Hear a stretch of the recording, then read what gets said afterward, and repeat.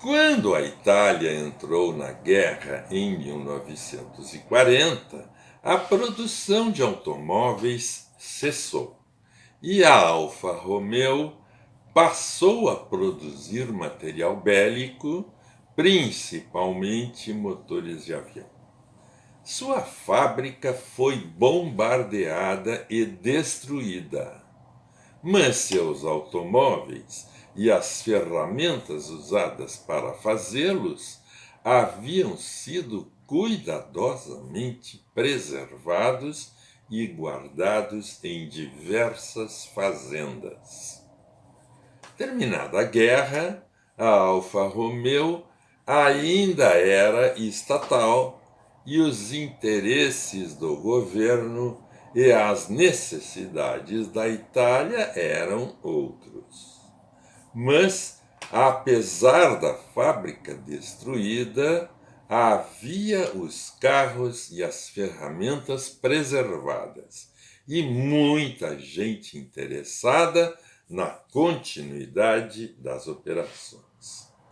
Era o mito Alfa Romeo. A capacidade de projetar e fabricar bons carros estava intacta, e os carros campeões haviam sobrevivido aos bombardeios da guerra graças ao fato de terem sido escondidos. Nas primeiras competições do pós-guerra, a Alfa continuou vencendo. Ninguém estava preparado para superar seus carros. Quando, em 1950, iniciou a atual Fórmula 1, a primeira marca campeã foi a Alfa Romeo. E o carro era ainda basicamente um desenvolvimento da Alfetta de antes da guerra. O fôlego acabou no ano seguinte, com a conquista do segundo campeonato. Em 1952, a Alfa Romeo abandonou as corridas de forma oficial e nunca mais voltou a disputá-las com constância e com o mesmo brilho, embora ainda tenha vencido várias delas ao longo dos anos. O primeiro carro lançado para venda após a guerra foi o Frecciadoro, de 1947. Era um 6C 2500 com uma maravilhosa carroceria coupé Sport e um dos primeiros a usar a típica frente dos Alfa Romeo.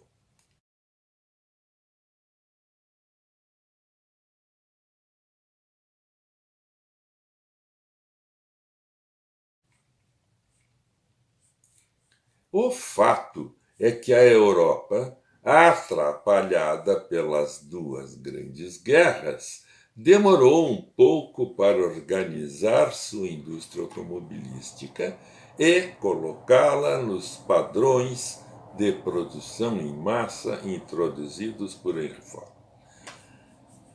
Na Alfa Romeo, isto só aconteceu em 1950 com o Alfa 1900. Este carro, que era apresentado comercialmente como o carro familiar que ganha corridas, de certa forma veio a contradizer tudo o que a Alfa havia sido até então. Produtora de carros luxuosos, exclusivos e esportivos, voltada a um público de alto poder aquisitivo, mas não perdeu o espírito esportivo, nem tampouco o gosto por soluções mecânicas inovadoras.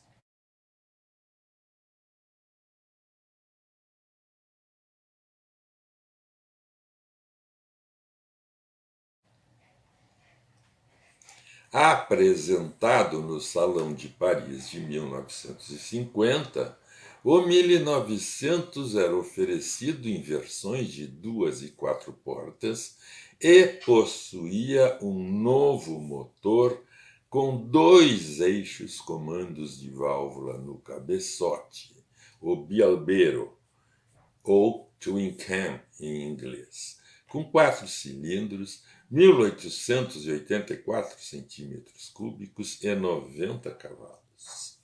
Em 1951, foi lançado o 1900C.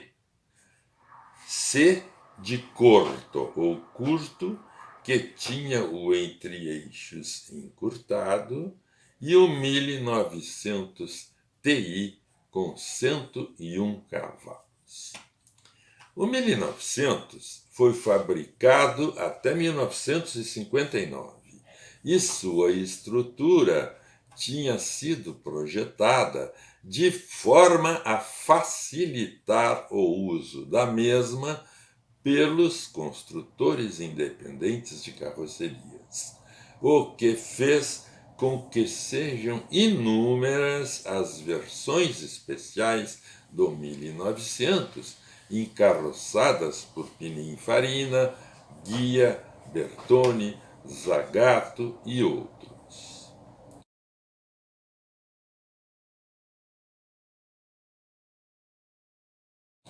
A primeira Giulietta apareceu no Salão de Turim de 1954 na forma da Giulietta Sprint, desenhada por Bertone. A partir daí, este nome passou a acompanhar diversos modelos Alfa ao longo dos anos, mas sem uma definição exata de tamanho ou tipo.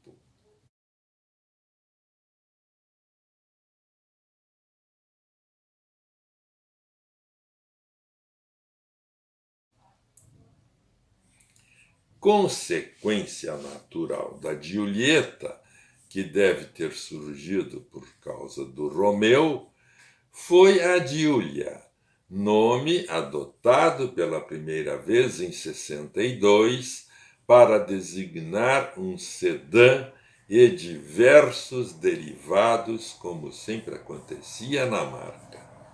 O nome Giulietta voltou a designar um dos modelos Alfa Romeo desde 2010.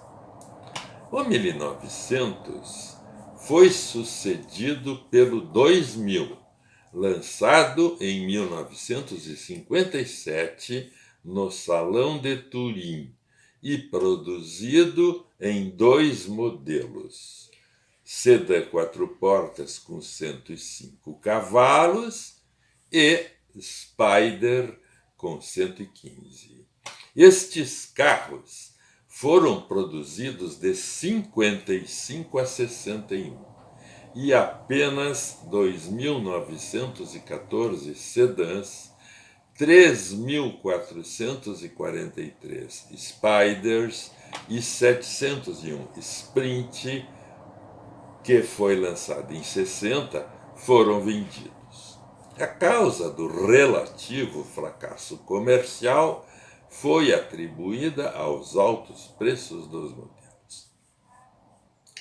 O sedã foi fabricado no Brasil, sob o nome FNMJK, pela antiga Fábrica Nacional de Motores, idêntico ao italiano, de 1960 a 1968, tendo sido sucedido pelo 2150 em 69 e pelo 2300 em 74, este último com uma nova e modernizada carroceria.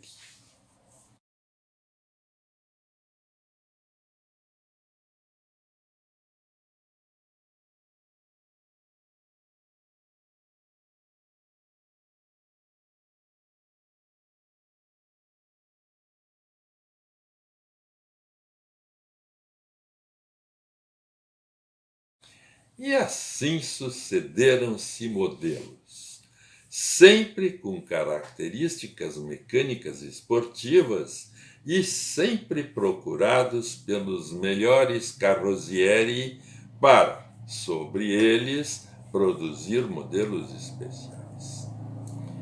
Em geral, a Alfa Romeo produzia ela própria seus sedãs e encarregava os independentes de fabricar os Spider e os Sprint.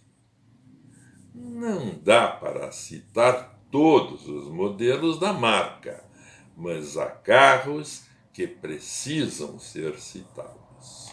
Os Spider Dueto, desenhados por Pininfarina, lançados em 1966 e fabricado durante 26 anos, é um deles. O Spider Dueto de primeira geração tinha a traseira arredondada, depois substituída por outra nas gerações seguintes.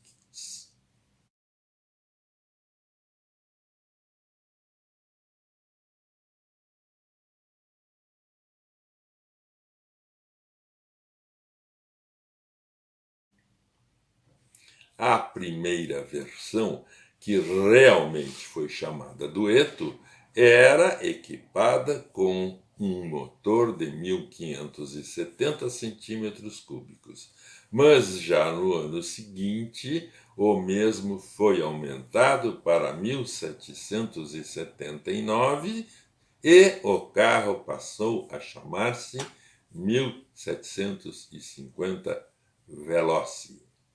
Na última versão, a série 4 era oferecido com duas motorizações, 2000 e 1600. Outra coisa que precisa ser citada é o que eu chamo de aventura Alfa Sut. Numa ideia bem típica das empresas estatais, a Alfa Romeo, no final dos anos 60, foi imbuída da missão de construir uma fábrica no sul da Itália, a fim de dar emprego para os jovens da região que vinham migrando para o norte em busca de oportunidades. A cidade escolhida foi Pomigliano d'Arco, nos arredores de Nápoles, onde a Alfa já tinha uma fábrica de motores de avião desde os tempos da guerra. Foi criada uma nova empresa, da qual a Alfa tinha 90% da capital, e a decisão foi construir um carro pequeno-médio que pudesse permitir a um grande público que nunca pudera dirigir um Alfa, mas sempre sonhara com isso, realizar seus sonhos. O carro foi projetado pelo engenheiro austríaco Rudolf Ruska, que também foi encarregado de desenvolver a construção da fábrica e dirigir o complexo. E foi desenhado por Giorgetto Giugiaro, da Ital Design. Seu motor era um 4 cilindros opostos com 1.200 centímetros cúbicos, mais tarde aumentados para 1.300 e 1.500. Durante seu ciclo de vida, que foi de 1971, ano de seu lançamento, a 1983, sofreu 2 facelifts, o primeiro em 77 e o outro em 80, e vendeu cerca de 900 mil exemplares, mais 120 mil na versão Sprint, fabricada entre 76 e 89. Dá para chamar isto de sucesso. A fábrica de Pomigliano d'Arco, depois do Alfa Sud, fabricou diversos outros modelos da marca e, após 1988, também da Fiat. Hoje, e desde 2011, ela está dedicada à fabricação do Fiat Panda, muito semelhante ao nosso Uno.